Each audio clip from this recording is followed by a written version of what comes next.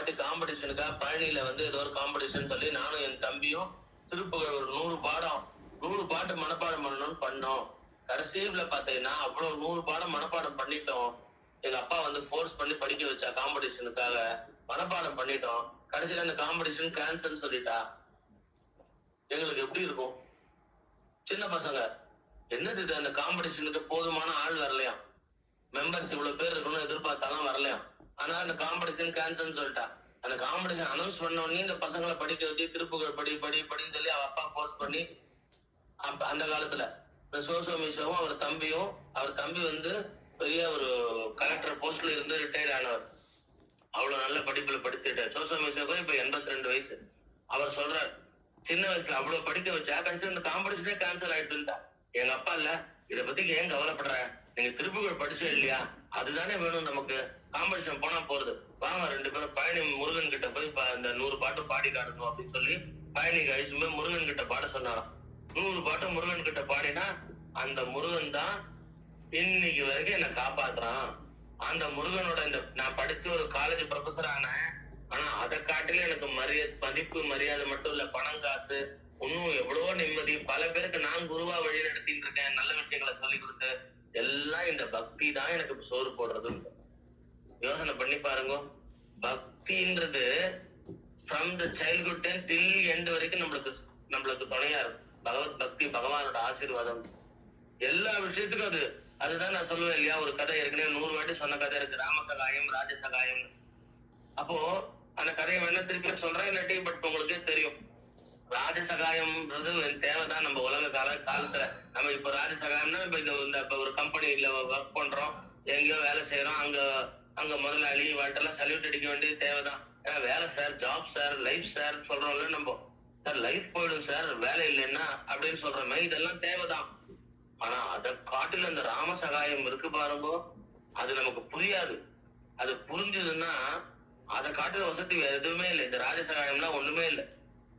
அது நமக்கு பக்குவம் வந்தாதான் அந்த பிளேஸ்ல புரியும். ஏன்னா சின்ன விஷயத்துல பெரிய விஷயம் வரைக்கும் கடவுளுக்கு எது பண்ணாலும் அவரு நம்மளுக்கு ஏதோ நன்மை தான் பண்றாரு. நமக்கு ஏதோ நெகட்டிவ் நடந்தா கூட, பிசினஸ்ல வந்து லாஸாவே ஆச்சு, கோடி ரூபாய் இழந்துட்ட அப்படின்னாலும் கடவுள் அது எதுக்கோ காரணமா பண்ணியிருக்கார், அது ஏதோ ரீசன் இருக்கும், கடவுள் பண்ணா நல்லது. இந்த பக்குவம் தான் ஞானம். ஏன்னா ஒருத்தர் சில பேருக்கெல்லாம் சில நெகட்டிவ் தான் லைஃப்ல அவளை பெரிய தூக்கி. ஒரு குழந்தை இருக்கிறதே ஒரே குழந்தை, அந்த குழந்தை இறக்கிறது எங்கேயாவது யாருக்காவது சந்தோஷமா கொடுக்குமா சொல்லுங்க? ஒரு குழந்தை இறந்தா நமக்கு நான் யாரை பத்தி சொல்லக்கூடாது இல்லையா, ஜென்ரல் ஒரு எக்ஸுக்கு வந்து ஒரு குழந்தை இருந்தது. அந்த குழந்தை குட்டி குழந்தை ஒரு அப்படியே ஆசையா அந்த குழந்தையோட விளையாடிட்டு எல்லாத்தையும் சமைச்சா இருந்தார். ஒரு 2 வயசு வந்தது, அந்த குழந்தை இறந்து போயிட்டு. அவருக்கு அதுதான் ஒரு குழந்தை தான் இருந்தது. அதுக்கப்புறம் அவருக்கு லைஃப் லாங் அதுக்கப்புறம் அவர் கதையில குழந்தையே வரல. ஒரு பக்தர் கதை தான் இது. அது இறந்துடுது. இப்ப குழந்தை இறந்ததுன்னா நம்ம வந்து என்ன நினைப்போம், அவர் சாமி பக்தி இருந்தவர் தான். முன்னாடியே அந்த குழந்தை பிறக்கிறதுக்கு முன்னாடில இருந்தே சாமி பக்தி இருந்தது, குழந்தை பிறக்கும் போது சாமி பக்தி இருந்தது. ஆனா குழந்தை இறந்துடுது. இப்போ நம்ம மாதிரி ஆசாமியா இருந்தா தோண்டு போயிட மாட்டோமா? அது ஆசையா விளையாடி சிரிச்சு பார்த்தது எல்லாம் தோண்டு போயிட மாட்டோமா? இது இறந்து போயிட்டுன்னா எந்த சாமிகிட்ட வேண்டிட்டு நம்ம முதல் வயசுல போய் தலைமுடி காணிக்கை எல்லாம் கொடுத்து இதெல்லாம் பண்ணி இந்த சாமியை பார்ப்போம். என்ன பார்ப்போம், நீ எல்லாம் ஒரு சாமியா, இந்த குழந்தைய எனக்கு காப்பாத்தி கொடுக்க முடியல, நான் இத்தனை நாள் பண்ண பக்தி வேஸ்ட், தெய்வம் இருந்தா தானே, இது கல்லு தானே. இதுதானே சாதாரண ஒரு நம்மள மாதிரி வந்து தோண்டு போறவாளுக்கு உண்டான மனநிலை. ஒரு கஷ்டமும் நம்மள ஃபேஸ் பண்ற தயாரில எல்லாமே கடவுள் ஸ்மூத் ஆக்கணும்னு பாக்குறோமே. கடவுள் எல்லாம் ஸ்மூத் ஆக்குவார். ஆனா கஷ்டம் கொடுக்கறதும் நமக்கு வந்து இன்னும் ஞானத்தை கொடுக்கறதுக்காக தான். அடுத்த நாளுக்கு சொல்றது ஈஸியா இருக்கும், நமக்குன்னு வரும்போது ரொம்ப அது வந்து ஏத்துக்க முடியாம தான் இருக்கும். ஆனா கடவுள் எது செஞ்சாலும் அது காரணம் இருக்கும். அந்த குழந்தை இறந்த அப்புறம் இது வரைக்கும் அவர் சாதாரண பக்தி நம்மள மாதிரி சும்மா ஏதோ கோயில் போவாரு இருப்பார், சாமி நம்பிக்கை எல்லாம் இருக்கு. அந்த குழந்தை இறந்ததுல இருந்து அவர் பெரிய மகான் ஆயிட்டார். எக்ஸ்ட்ராடினரியா குருவாயூரப்பன் அப்படியே நேர வந்து அவர் பிரத்யட்சமா அனுகிரகம் பண்ற மாதிரி மகான் ஆயிட்டார். பூந்தானம்னு பேரு, கேரளால ஞானப்பானான்னு பண்றாரு. இப்ப குழந்தை இறக்குறது வந்து ரைட்டா? யாருக்குமே குழந்தை எல்லாம் இறக்க கூடாது. நல்லா வளர்ந்து அந்த குழந்தை அவளுக்கு கூட துணையா இருக்கணும். யாருக்கும் இந்த நெகட்டிவ் நடக்கக்கூடாது. ஆனா அந்த நெகட்டிவ பாசிட்டிவா கன்வெர்ட் பண்ணிக்கிற சக்தி மகான்களுக்கு உண்டு. எந்த சமயத்திலயும் அவ தோண்டு போக மாட்டா. 12 வருஷம் வந்து நம்மள என்ன வச்சு ஒரு முஸ்லீம்காரன் வந்து ஜெயில் அடிச்சு நீ ராமராமா சொல்லக்கூடாதுன்னு சொன்னா, நான் ஏன் ராமராமா சொல்றேன்? 12 வருஷம் ஜெயில டெய்லி என்ன அடின்னு அடிக்கிறான்னு வச்சுக்கோ, அல்லா அப்படின்னு ஆரம்பிக்க மாட்டேன்னா, ஏண்டா உனக்கு அது பிடிக்கும்னா நானும் அதே சொல்லிட்டு போறேன்டா அப்படின்னு ஆரம்பிக்க மாட்டேன்னா, அந்த அடி தாங்காம மாறிட மாட்டோமா? ஆனா பத்ராசர் ராமதாசர் எந்த ருச்சிரா ராமா நீ நாமம் எந்த ருச்சிரான்ற. உன் ராமம் எவ்வளவு எந்த ருச்சி? ஏன்னா அவன் ஒரு படி சாதத்துக்கு ஒரு படி உப்பு கலந்து கொடுக்குறான் அவருக்கு சாப்பிடறதுக்கு. அவர் அவ்வளவு எல்லாம் ஹிம்சை பண்ணிருக்கான். வெறும் ஜெயில போட்டது மட்டும் இல்ல, ராமருக்கு கோயில் கட்டினார். அதுக்காக ஒரு படி சாத்துக்கு ஒரு படி உப்பு சேர்த்து கொடுத்தா எப்படியாவது சாப்பிட முடியுமா நம்மளால? அப்படி இருக்கும்போது எந்த ருச்சிடா ராமா நீ நாமம் எந்த ருச்சிரான்ற. எவ்வளவு ருச்சியா இருக்குடா உன் நாமம் அப்படின்னு அப்படி மனசை கொடுத்துறாரு. தவிர இங்க நம்மள இவ்வளவு ஹிம்சை பண்றாளே, இவ்வளவு கஷ்டப்படுத்துறாளே, அதுல அவன் சந்தோஷப்பட்டு இருக்கானே கஷ்டப்படுத்தி, அதை பத்தி கவலைப்படல. அத்தனையும் நம்ம அதுக்கு அவர் ஜெயிலுக்கு போறதுக்கு முன்னாடியே இவருக்கு கபீர்தாசர் தான் வந்து குரு பத்ராசர் ராமதாசருக்கு. அப்ப சொல்றாரு கபீர்தாசர் வந்து இவருக்கு வந்து இப்ப இனிமேல் வந்து இவர் வந்து தாசில்தாரா இருந்தார். அதாவது கலெக்டர் போஸ்ட் லைட் அந்த அளவுக்கு அந்த முஸ்லீம் ராஜா கிட்ட வேலை செஞ்சுட்டு இருந்தார். மக்களோட டாக்ஸ் கலெக்டர் இவர் தான். டாக்ஸ் எல்லாம் இந்த கிராமத்துல இவர் தான் கலெக்ட் பண்ணுவார். அவ்வளவு நல்ல இவருக்கு ராஜ மரியாதை. குதிரையில கோச்சு வண்டியில தான் வருவார். நல்ல வசதி எல்லாம் இருந்தது பத்ராஜ் ராமதாசர். ஆனா கபீர்தாசருக்கு தெரியும் பேட்டு நடக்க போறது தெரியும். இவருக்கு குரு கபீர்தாசர் தான் ராம மந்திரத்தை உபதேசம் பண்ணவர். கபீர்தாசர் உடனே அந்த இடத்த விட்டு நகர்றார். என்ன சொல்றாருன்னா, இனிமேல் இவன் லைஃப் மாற போறது, இந்த ராஜாங்கம் சொகுசு இதெல்லாம் வந்து எல்லாம் போய் இவர் பாடுபட போறார். ஆனா அத்தனையிலையும் இவர் ஜெயிச்சுட்டு வந்துருவார்.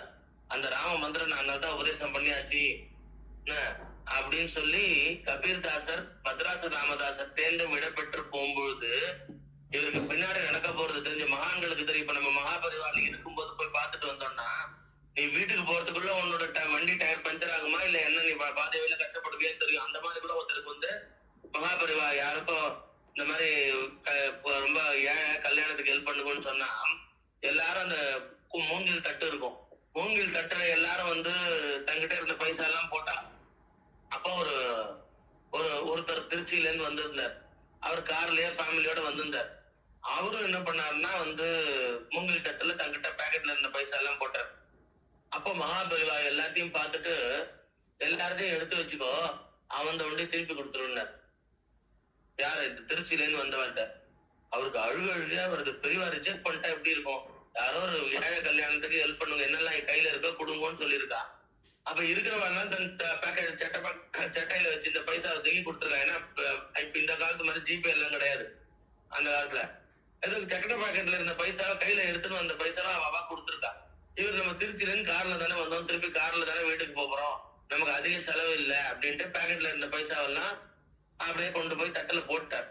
சோ ஒரு கைங்கரியத்துக்கு பெரியவா கேட்டா செய்யும் பொழுது நமக்கு ஒரு சந்தோஷம், ஒரு பக்தி பரவசத்துல போட்டிருக்காரு. ஆனா இவர்கிட்ட வண்டி பைசா உடனே அவர் எவ்வளவு போட்டாருன்னு கேட்டுட்டு அப்படியே ரிட்டர்ன் பண்ணிட்டு அவருக்கு அழுகு தாங்கல. பெரியவாளோட கிளம்பி போயிட்டு வாப்பா நீ ஊருக்கு போயிட்டு வா அப்படின்னு ஆசீர்வாதம் பண்ணிட்டார். இவருக்கு அந்த பைசாவை ரிட்டர்ன் பண்ணது அங்க அத்தனை பேருக்கு நடுவுல அதுவும் பெரியவா ஏத்துக்கலன்னா நம்ம என்ன பாவம் பண்ணிட்டோமோன்னு அப்படி துடிச்சாராம் மனசுல. பெரியவா ரிஜெக்ட் பண்ண. பெரியவா வந்து இவர் பாவம் பண்ணிட்டேன் அப்படின்றதுனால எல்லாம் ரிட்டர்ன் பண்ணல. எல்லாம் காரண காரியம் இருக்கும். அப்போ இவருக்கு ஆனா என்ன தோன்றது, எல்லாரும் கொடுத்த பைசாவும் பெரியவா ஏத்துண்டா, அந்த ஏழைக்கு கொடுன்னு சொல்லி கொடுத்தா, என் பைசா வந்து திருப்பி எனக்கே கொடுக்க சொல்லிட்டா அவரோட அசிஸ்டன்ட்ட. எனக்கு அப்படின்னு அவர் ஃபேமிலியில ஒய்ஃப்ட புலம்புறா. ஒய்ஃப் எங்க மனசை தேத்திக்கவங்க, பெரியவா எது செஞ்சாலும் காரணம் காரியமா இருக்கும், நீங்க வந்து அழாதீங்கன்றா. அவருக்கு கார்ல வந்து உட்காந்து அழாம இருக்க முடியல. கொஞ்ச தூரம் கார் போச்சு, காஞ்சிபுரம் எல்லையை தாண்டல. பார்த்தா ஏதோ பஞ்சர் மாதிரி இருந்ததுன்னு பார்த்தா அப்புறம் பார்த்தா அங்க ஏதோ மெக்கானிக் எல்லாம் கேட்டு ஏதோ பண்ணும்போது ஒரு செலவுக்கு 2 செலவா இது போச்சு அதை போச்சுன்னு நம்ம வண்டியை கொண்டு போய் ரிப்பேர் கொடுக்கும்போது அவன் எல்லாத்தையும் பெரிய லிஸ்ட் அவுட் பண்ணுவான். இந்த இந்த இந்த பார்ட் போச்சு, அந்த பார்ட் போச்சு, இமீடியட்டா நீங்க மாத்தலைன்னா இன்னும் கொஞ்சம் தூரம் போற வரைக்கும் அது ப்ராப்ளம் கொடுக்கும், இது ப்ராப்ளம் கொடுக்கும் அப்படின்னு அவன் சொன்ன கணக்கு. இவ்வளவு செலவு எஸ்டிமேட் கொடுப்பா இல்லையா, இவ்வளவு செலவு ஆச்சுன்னு சொன்ன செலவு கரெக்டா இவர்கிட்ட எவ்வளவு பைசா பேக்கெட்ல இருந்ததோ அது இருந்தது. அப்போ பெரியவா ரிஜெக்ட் பண்ணன்னு அர்த்தம் இல்லைங்க. நீ போ, உனக்கு பிரயாணத்துக்கு பாதி வழியில பணம் இல்லாம கஷ்டப்படக்கூடாதுன்னு சொல்லி நீ அவர் பெரியவா கருணை என்ன அங்க காட்டியிருக்கார். இவர் அதை தவறா புரிஞ்சுட்டார், ரிஜெக்ட் பண்ணிட்டாரோன்னு. உனக்கு கை செலவுக்கு இருக்கணும்பா, நீ போற வழியில உனக்கு இந்த செலவு வரப்போறது, அந்த செலவுக்கு உனக்கு பணம் இல்லாம தத்தளிக்க கூடாது. நீ அதுக்காக உன் பேக்கெட்ல இருக்கிறது நீ போட்டுட்டியா, அது திருப்பி எடுத்துக்கோன்னு சொல்லி கொடுத்துருக்காரு பெரியவா. அது சொல்லாம சொல்லியிருக்கார். அது காமாட்சி இல்லையா, நடக்க போறது தெரியுமே, அதை எடுத்து சொல்லிட முடியாது. சில இடத்துல நடக்க போறத வாய் விட்டு சொல்லிட முடியாது. அது அவளுக்கு ஒரு கட்டுப்பாடு. தேவ ரகசியத்தை வெளில சொல்லக்கூடாது. நடக்க போகுது நம்ம லைஃப்ல என்ன நடக்க போகுது, நல்லது என்ன நடக்க போகுது, கெட்டதுன்னு நமக்கு தெரியாது, அது தெய்வத்துக்கு தெரியும். அந்த மாதிரி மகாபரிவா என்ன பண்ணிருக்கா, திருப்பி கொடுத்தா அந்த அவன் சொன்ன எஸ்டிமேட் ரேட்டு பாத்தீங்கன்னா இவர் பேக்கெட்ல கரெக்டா எடுத்தத தட்டுல போட்டிருந்தார். அதை திருப்பி எடுத்து பெரியவா கொடுக்க சொன்ன, திருப்பி இவர் பேக்கெட்லயே வந்தாச்சு. அந்த செலவுக்கு இது கரெக்டா இருந்ததான்.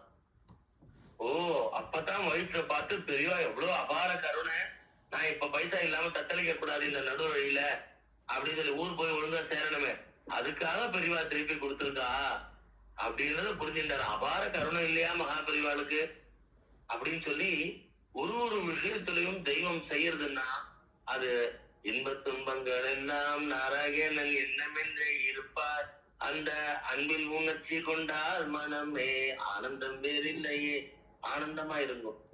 எந்த விஷயத்துக்கு நமக்கே என் சரீரத்திலேயே ஒரு பெரிய ப்ராப்ளம் வந்ததுன்னா இருக்கட்டுமே, எத்தனையோ ஜென்மால நான் அனுபவிக்காம பாஸ் பண்ணி இந்த ஜென்மா வேணாம், அடுத்த ஜென்மா பாத்துக்கலாம், இந்த ஜென்மா வேணாம், அடுத்த என் கர்மா நான் தான் அனுபவிச்சாலும்.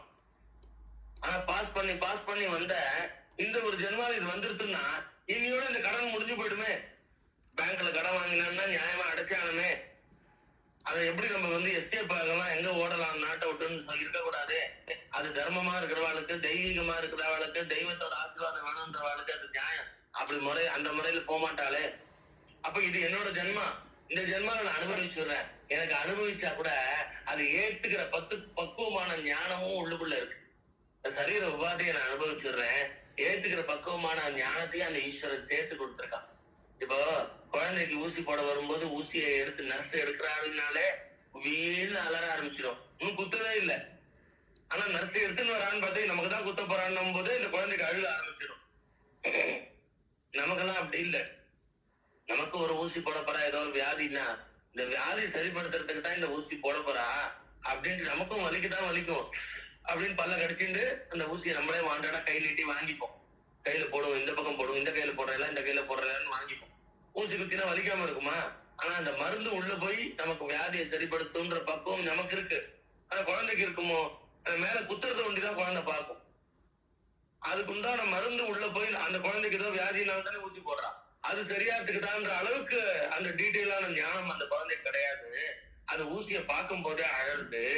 நமக்கெல்லாம் அப்படி இல்ல, இறைவன் துணை இருக்கான், இந்த ஒரு சமம பொறுத்துப்போம், அதை மீறி இறைவன் காப்பாத்துவான். நம்ம கிட்ட எல்லா ப்ராப்ளமும் நம்ம செஞ்ச கர்மா, ஏதோ ஒரு ஜென்மத்துல செஞ்ச கர்மா எல்லாம் சரியாயிடும்.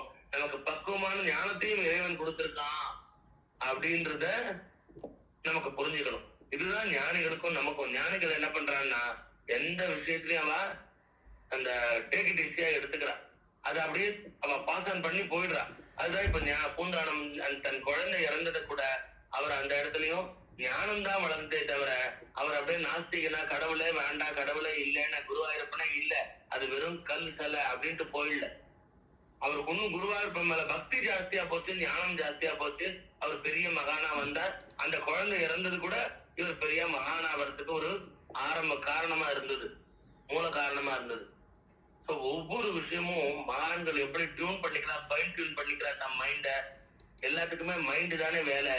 நம்மளுக்கெல்லாம் வெளியில இருக்கிற பேசுற பேச்சோ, வெளியில இருக்கிற சரீரத்துல ஆக்ஷன் பண்ற நெத்தில இட்டு இண்டியா, விபூதி இட்டு இண்டியா, நாமம் போட்டு இண்டியா, சந்தனம் இட்டு இண்டியா, விபூதி குங்குமம் இட்டு இண்டியான்றது முக்கியம் இல்ல.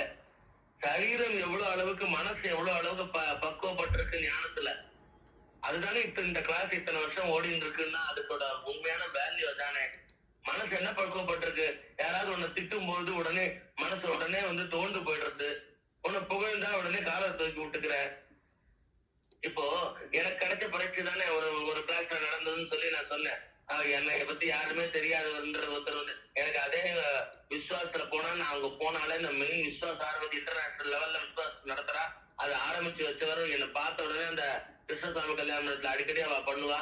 என்னை பார்த்த உடனே அங்க ஆனர் பண்ணுவா. எனக்கு போறது கூட யோசனையா இருக்கும். நான் சாப்பாடு கூட சொல்லும் போது அவர் கூட சொல்லுவார், என்கிட்ட சொல்லுவார், பாஸ்கர் நீ வெளியில சாப்பிட மாட்டேன் தெரியும், அங்க வந்து நீ வாயன் பாஸ்கர், அங்க வந்து சாப்பிட இவாதான் சமைக்கிறா, அவாதான் சமைக்கிறா, அவ ரொம்ப வேண்டியப்பட்டவாதான், நீ சாப்பிடலாம் பாஸ்கர் அப்படின்னு. அப்ப நான் வரணும், நான் சாப்பிடணும்னு நினைப்பேன் அந்த ஹெட்.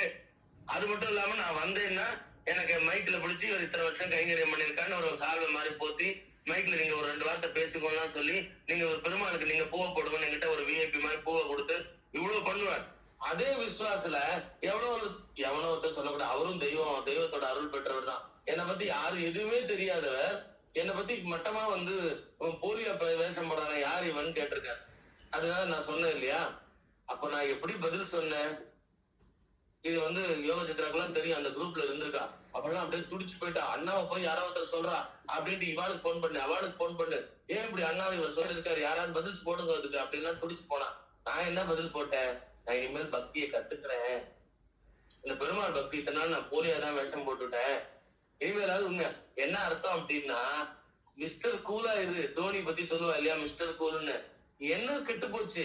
இத்தனை நாள் நீ பக்தி பண்றதுக்கு உனக்கு என்ன பண்ணி உண்மையிலேயே பக்குவமா இருக்கேன்னு இறைவன் டெஸ்ட் பண்றான். இந்த பானை வேகல தாத்தா அப்படின்னு அந்த நாமதேவருக்கு தலையில அடிக்கும் போது அவர்ல என்ன வந்து குச்சியால அடிக்கிறியான்னு முக்தாபாய சொல்லிட்டா. ஞானேஸ்வரர் அவ அண்ணா நிவர்த்தினார் சிவாம்சம், ஞானேஸ்வரர் மகாவிஷ்ணுவோட அம்சம், சோபான் தேவர் பிரம்மாவோட அம்சம், முக்தாபாய் அம்பாள், சாக்ஷாத் அம்பாள். இவ 4 பேரும் ஒரே ஃபேமிலில விட்டோபாவோட குழந்தையா வந்து பிறந்திருக்காங்க. அப்படி இருக்கும்பொழுது இந்த கோரா கம்பர் வீட்டுல எல்லா பக்தர்களும் ஒன்னா சேர்றா. கோரா கம்பர் பானை பண்றவர், பானையை தட்டி பாக்கிறதுக்கு ஒரு குச்சி வச்சிருக்கார். தட்டி பார்த்து அந்த பானை வெந்துதா வேகலையான்னு பாக்கிறதுக்கு குச்சியால தட்டுவார். இதெல்லாம் நான் சொல்லியிருக்கேன், திருப்பி ரிப்பீட் பண்றேன். குச்சியால தட்டுவார். அதுக்கப்புறம் அந்த அவளுக்கு அதையே பண்ணி தொழில் பண்ணிட்டு இருக்கிறதுனால பானை அடியில சூளையில வெந்துதா, அடுப்புல நெருப்பு கூட்டியிருப்பா, எல்லா பானையும் தோத்துருப்பா. வெந்துதா வேகலையான அவளுக்கு தெரியும். தட்டி பார்த்து அந்த வர சவுண்ட வச்சு அதுக்கு ஒரு குச்சி வச்சிருப்பார். இந்த எல்லாரும் பக்தர்கள் ஒன்னா சேர்ந்து விட்டல பான்றக்கான அவ வீட்டுல பஜனை பண்ணிட்டு இருக்கா. அப்ப இந்த முக்தாபாய் என்ன பண்ணிட்டு, சின்ன குழந்தை, அது அம்பாளோட அம்சம், அது சின்ன குழந்தை, அது என்ன பண்ணிட்டுன்னா ஒவ்வொரு பக்தர்கள் தலையில இந்த குச்சி பானையை அடிக்கிற குச்சியால, பானையை அடிச்சு பாக்குற குச்சியால ஒவ்வொரு பக்தர் தலையிலயும் அடிக்கிறது. அவவா என்ன பண்றா, குழந்தை பண்றது தெய்வாம்சம் பொருந்திய குழந்தை, இது குச்சியால தலையில அடிக்கிறதுன்னா வாங்கிக்கிறா. அது வலிக்கிற மாதிரி அடிக்கல, சும்மா லைட்டா தட்டுறது. அது எல்லாரும் தலையை குனிஞ்சு கையை கும்பிட்டு வாங்கிக்கிறா. இது ஒரு பிரசாதமா நினைக்கிறா. ஆனா நாமதேவர் என்ன பண்ணிட்டாருன்னா அப்படி தலையை என்ன ஒதுக்கிட்டார். என்னது இது, இங்க வந்து விளையாட்டு பண்ற இடமா இங்கெல்லாம், நீங்க மத்த பெரிய பெரிய பக்தர்கள்லாம் இருக்காரு, எல்லாரும் வாய மூடிட்டு இருக்கு, இந்த குழந்தை வந்து எல்லாரையும் குச்சியால அடிச்சுட்டு இருக்கு, இது என்ன இங்க பக்தி பண்ண வந்த இடமா, இங்க வந்து விளையாடுற இடமா அப்படின்னாரு. உடனே அந்த குச்சியை கீழே போட்டுட்டு அந்த குழந்தை கை தட்டுறது, தாத்தா தாத்தா இந்த பானை வேகல தாத்தா அப்படின்னு தான். இவர் வந்து அந்த குச்சியை பவ்யமா தலையை குனிஞ்சு வாங்கிக்காம, நான் என் தலையில நீ அடிக்க கூடாதுன்னு தலையை நிறுத்திக்கிறார். இப்ப கொத்த வேற கத்துறாரா, இந்த பானை வேகல தாத்தா அப்படின்னு தான். எல்லாரும் சிரிச்சுட்டா. நாமதேவருக்கு வந்துட்டே போவோம், என்ன இது, இந்த பக்தி பண்ண வந்தமா இங்க ஜோக் அடிச்சுட்டு ஒருத்தர கிண்டல் பண்றது வந்தீங்களா?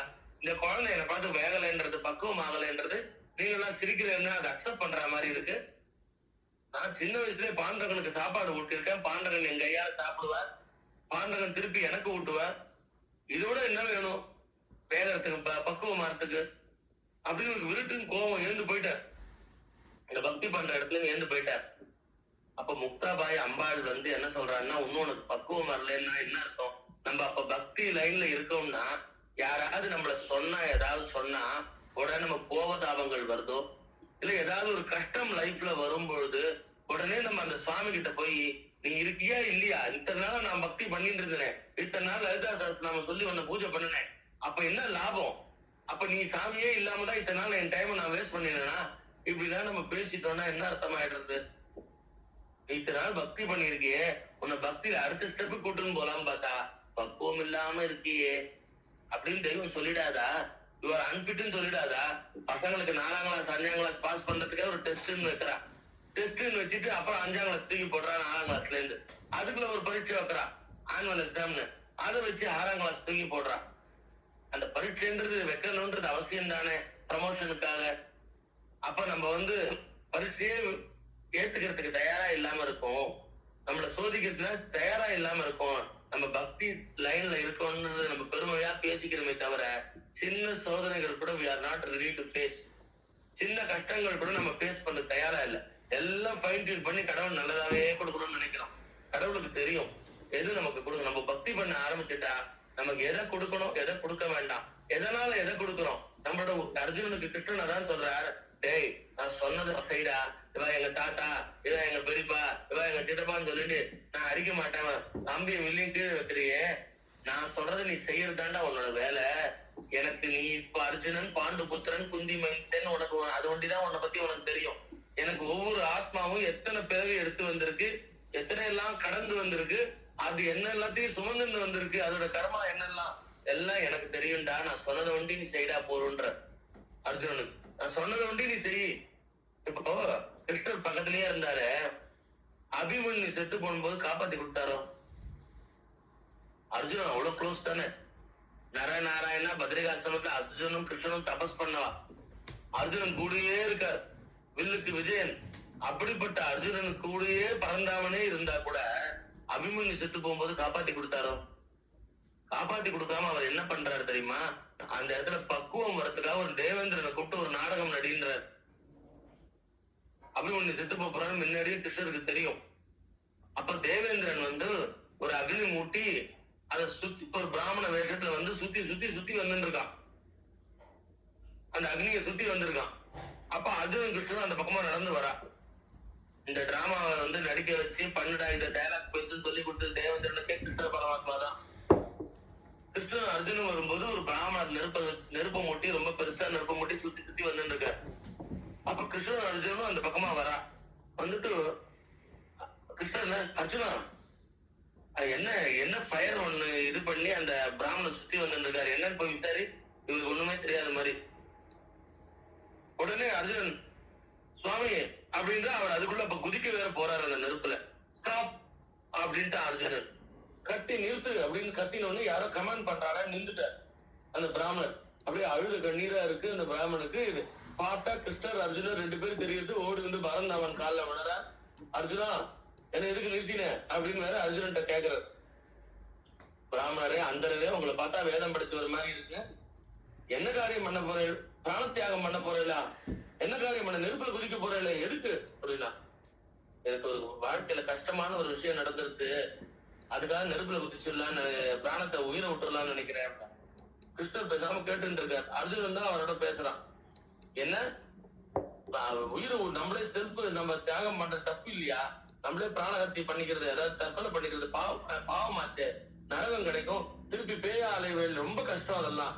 இப்ப கிடைக்கிற கஷ்டத்தை விட அது ரொம்ப கஷ்டம். அது மாதிரி ஏன் தெரியாதா உங்களுக்கு? வேத சாஸ்திரத்துல சொல்லியிருக்கேன், ஏன் இந்த மாதிரி கருட புராணம்லாம் சொல்லியிருக்கேன், செத்து போயிட்ட அப்புறம் இந்த நரகம் கிடைக்கும்னு. அப்ப இந்த மாதிரி பிராணனை வேணுன்ட்டே விட்ட வாழ்க்கை ரொம்ப கொடுமை தண்டனை கிடைக்கும்னு அது தெரியாதா அவங்களுக்குன்னு கேக்குறான் அர்ஜுனன். பிராமணன் எல்லாம் தெரியும், ஆனா என் மனசு கஷ்டத்தை என்னால போக்கடிச்சுக்க முடியல, அதுல இருந்து மீளவே முடியல, நான் நெருப்புல விழுந்துடலான் இருக்கேன். உடனே என்ன அப்படி ஒரு மனசு கஷ்டம்னா, என் புள்ள செத்து போயிட்டான். எப்படி செத்து போனான்? தர்பை எடுக்க போனா, அப்ப பாம்பு கடிச்சிடுச்சு. ஏன்னா தர்பை இருக்கிற இடத்துல பாம்பு இருக்கு. செத்து போயிட்டான். சரி, கொல்லி எல்லாம் போட்டு எல்லாம் பண்ணியாச்சு. என் புத்திரன் மேல ரொம்ப பிரேமம் உள்ளவன் நானு. என்னால வந்து உயிரை வச்சுன்னு இருக்க முடியல. கஷ்டம்தான் உங்களுக்கு, இந்த மாதிரி ஒரு நடந்தது ரொம்ப கஷ்டம்தான். ஆனா பிராணனை போக்கிக்காதீங்கோ. உங்களுக்கு கஷ்டம் நடந்துட்டு நான் இல்லைன்னு சொல்லல. நீங்க இருந்து ஜபதபங்கள் பண்ணி அந்த புள்ள மோட்சம் அடையணும்னு ஜபம் பண்ணேன்னா அது மோட்சம் அடையும். உங்களுக்கும் அந்த ஜபம் உபயோகமா இருக்கும். பின்காலத்துல ஜபம் பண்ண உங்களுக்கும் நன்மை, உங்க பிள்ளையும் நல்ல கதி அடைவானே அப்படின்னு சொல்ல, அர்ஜுனா நீ தள்ளி நின்று பேசுற, உனக்கு அந்த ப்ராப்ளம் வந்தா தெரியும், எனக்கு வந்தது நான் என்னால அதுல இருந்து மீள முடியல அப்படின்னா. இல்ல என்னை பத்தி இப்படி நீ தப்பா புரிஞ்சுட்டு, கிருஷ்ணன் எவ்வளவோ எனக்கு நல்லது எடுத்து சொல்லியிருக்கான். நான் வந்து இதே மாதிரி பக்குவமா தான் இருப்பேன். வெறும் வாய் வார்த்தை ஒண்டி கிடையாது எனக்கு. நானும் அவ்வளவு பக்குவமா தான் உண்டு இருப்பேன். சத்தியம் பண்ணு, உனக்கு அது மாதிரி ஒரு சூழ்நிலை இருந்தா நீ பிராணகத்தி பண்ணிக்க மாட்டியான்னு கேட்கறான். சத்தியமா நான் அது மாதிரிலாம் பண்ண மாட்டேன் அப்படின்னு சொல்லி, உங்களுக்கு வேண்டிய தான தர்மங்கள் நிறைய பண்றேன், உங்க ஜபதபங்கள் கொடுங்க. ஏன்னா இவெல்லாம் ராஜா இல்லையா, நிறைய பொருள் தரேன், நீங்க ஜபதபங்கள் பண்ணிட்டு அந்த பிள்ளை மோட்சம் போறதுக்கு போங்க, ஜபம் பண்ணுங்க, நீங்களும் அந்த ஜபத்தினால நன்மை அடைவேள். அதனால இந்த பிராணன்றத விட்டுருங்கண்ணா, நான் விட்டுறேன்.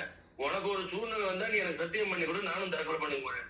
இதுல என்ன இருக்கு, எனக்கு ஞானமா தான் நான் இருக்கேன், சத்தியமா நான் அந்த மாதிரிலாம் பண்ண மாட்டேன் அப்படின்னு சொல்லிட்டு போயிட்டான்.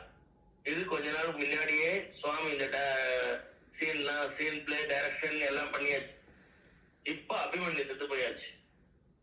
அபிமன்யு செத்து போன உடனே காண்டிவமாக ஒன்னாவது, எனக்கு உலகத்துல வேற என்ன இருக்கு, என் பிள்ளையை தவிர வேற என்ன எனக்கு இருக்கு அப்படின்னு அர்ஜுனன் எல்லாத்தையும் தூக்கி போட்டான். இனிமேல் தர்மபுத்திரர் ஆட்சி பண்ண என்ன, துரியோதன ஆட்சி பண்ண, ராம ஆண்டாளு ராமன் ஆண்ட, எனக்கு அதெல்லாம் கவலை இல்லை, என் பிள்ளைதான் எனக்கு எல்லாமே. அபிமன்யு எனக்கு உயிருக்கு உயிர். அப்படி இருக்கும்பொழுது எனக்கு இந்த மாதிரி இந்த மகாபாரத போர் எந்த எந்த எந்த எந்த ஸ்டேஜ்ல என்ன ஆச்சுன்னா எனக்கு கவலை இல்லை. யார் ஜெயிச்சாலும் இனிமேல் எனக்கு கவலை இல்லை, நான் உயிரோட இருக்க மாட்டேன் அப்படின்னு இவன் பாட்டுக்கு கிருஷ்ணன் டேன்றான். அர்ஜுனா அப்படின்னு கூப்பிடுற, கிருஷ்ணா எனக்கு தொந்தரவு பண்ண, கிட்டக்க வந்து என்ன தெரியும் அப்படின்னு. நீ ஒரு எனக்கு வந்து சாரதை பண்ணி தான் வந்திருக்க. ஆமா ஆமா ஆமா, சரி சரி, நான் வெறும் ஒரு டிரைவர் தானே, நான் எப்படி எஜமானனை கண்ட்ரோல் பண்ண முடியும், நீ தான் எஜமானன், நான் டிரைவர். பார்த்தனுக்கு சாரதி, பார்த்த சாரதி. இவன் பாட்டுக்கு நேரம் அக்னியை மூட்டி சுத்தி சுத்தி வந்துட்டு இருக்கான். கிருஷ்ணனுக்கு சிரிப்பு அடக்க முடியல. இதுக்கு சிரிப்பு இல்ல, அபிமன்யு காப்பாத்துற, ஏன் சுவாமி காப்பாத்துற, சுவாமிக்கு தெரியாதா இது இப்படி இப்படி நடக்கணும்னு வகுத்ததே, வகுத்தான் அவன் தானே வகுத்தான். இவா கர்மா இதுக்கு ஏத்த மாதிரி இப்படி நடக்கணும், யாரோ ஒருத்தரோட சாபம் அது இந்த மாதிரி நடக்கணும், இந்த புத்திர சோகம் வந்து இந்த அர்ஜுனனுக்கு வரணும், அதுன்றது ஒரு நேதி. சுவாமி லாவை வந்து தம் பிள்ளைன்றதுனால மாத்த மாட்டார். சிக்னல்ல நிக்காம போலாம் சார், நீங்க மனுஷனோட பிள்ளைன்னு சுவாமி சொல்ல மாட்டார். எல்லாரும் தெய்வத்தோட குழந்தைகள் தான், தெய்வத்தை எப்பயும் உபாசனை பண்றவா தான். அவளுக்கும் இந்த ஒரு சூழ்நிலைன்னு வரும்போது அந்த இடத்துல பக்குவமா தான் போயான். அப்படி இருக்கும்போது அர்ஜுனன் அவ்வளவு நல்ல அர்ஜுனன், கிருஷ்ணன் கூடயே துணையா இருக்கிற கிருஷ்ணன். அப்ப அபிமன்யு இப்படிதான் மோட்சத்துக்கு போனோம், அபிமன்யு சொர்க்கத்துக்கு போனோம், இப்படிதான் அவனுக்கு சின்ன வயசுலயே டெத்து வரணும், இது நேதி இருக்கு. எப்படி உத்தர கர்ப்பத்துல இருக்கிற குழந்தைய அபிமன்யுக்கு பிள்ளைய காப்பாத்துறார் பகவான், ஆனா அபிமன்யு காப்பாத்தல. பரீட்சித்தை காப்பாத்துறார், ஆனா அபிமன்யுவை காப்பாத்தல. உத்தர கர்ப்பத்திற்கு கூட வந்து அஸ்வத்தாமன் வந்து அஸ்திரம் போட்டுறான், உத்தர கர்ப்பத்துல இருக்கிற குழந்தை அழியணும்னு. ஆனா அதை போய் கிருஷ்ண பரமாத்மா கர்ப்பத்துல இருக்கிற குழந்தைய காப்பாத்துறதுக்கு, பிறந்து வந்த குழந்தைய இந்த அபிமன்யுவை காப்பாத்துறதுக்கு எவ்வளவு நேரம் ஆகும்? ஜெயத்ரதனை கொல்றதுக்கு வந்து சூரியனையே தன்னோட சுதர்சன சக்கரத்தால மறைச்சவருக்கு ஜெயத்ரதன் மத்தவெல்லாம் கொல்லவே கொல்லாம இருந்திருக்கிற மாதிரி அபிமன்யு அங்க இதுல இருக்கான். அர்ஜுனா நீ அங்க டக்குன்னு நான் தேர அங்க ஓட்டுறேன், நீ பேசாம வா. அந்த இடத்துல வந்து அபிமன்யு மாட்டின்னு இருக்கான் மத்தவ சக்கர வியூகத்துல, நம்ம போறோம் அங்க உன்னை காப்பாத்துறோம், ஓகேவா அப்படின்னு டக்குனுக்கு தேர் எடுத்துன்னு இந்த பக்கம் வந்து நின்று அத்தனை பேரையோட அர்ஜுனன் சண்டை போட்டு எல்லாரையும் ஜெயிக்கிறதுக்கு பண்ண வைக்கிறதுக்கு கிருஷ்ணன் எவ்வளவு நேரம் ஆயிருக்கும்? சுவாமி நினைச்சிருந்தா பண்ணிருக்க முடியாதா? இதனால் வகுத்ததுன்னு ஒண்ணு இருக்கு திருக்குறள்ல, அந்த மாதிரி வகுத்தவனே அவன் தானே. எல்லா லைஃப்ல இப்படி இப்படி நடக்கணும், ஒவ்வொருத்தர் லைஃப்ல பூர்வ ஜென்ம கர்மா அது இதுன்னு எல்லா கணக்கும் எழுதுறது தலையெழுத்து எழுதுறவனே அவன் தானே. பிரம்மாவா எழுதுறான், விஷ்ணுவா காப்பாத்துறான், சிவனா தன்கிட்டயே ஒடுக்கி வச்சுக்கிறான் எல்லாரையும். சோ எல்லாமே சுவாமி பரந்தாமன் தானே. அப்படி இந்த சுவாமி என்ன பண்றாரு, இந்த மாதிரி அர்ஜுனன் உடனே நெருப்புல குதிக்க போகும்போது அந்த பிராமணன் ரூபத்துக்கு அந்த இந்திரனை திருப்பி வான்னு கூப்பிடுறாரு.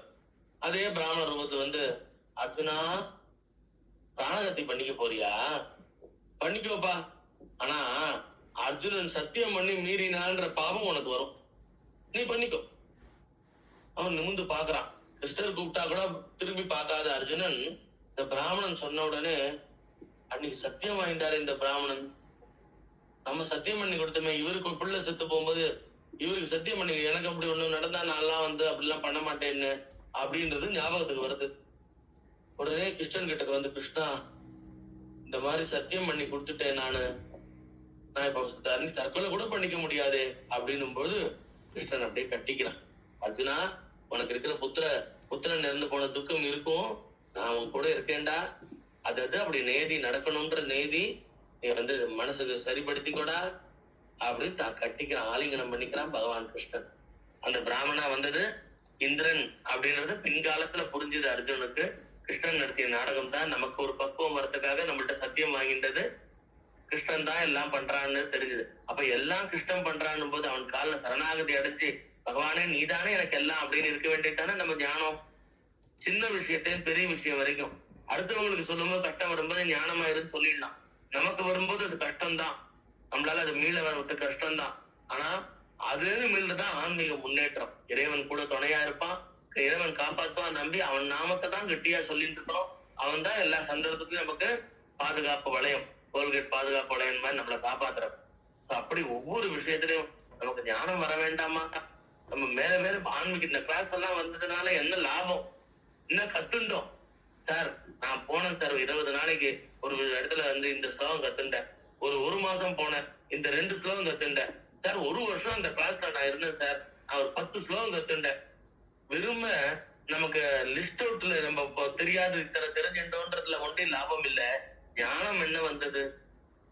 நான் எனக்கு லீவு விட்டாச்சுன்னா போறோம், ஆனுவல் லீவ் விட்டா போறோம், நான் பாட்டுக்கு கோயிலுக்கு வரா, இந்த கோயில் அந்த கோயில் அந்த கோயில் இந்த கோயில்னு ஒரு 100 கோயில் போவேன் அப்படின்னு சொன்னா அந்த 100 கோயிலுக்கு போனதுனால உண்டான பலன் என்ன?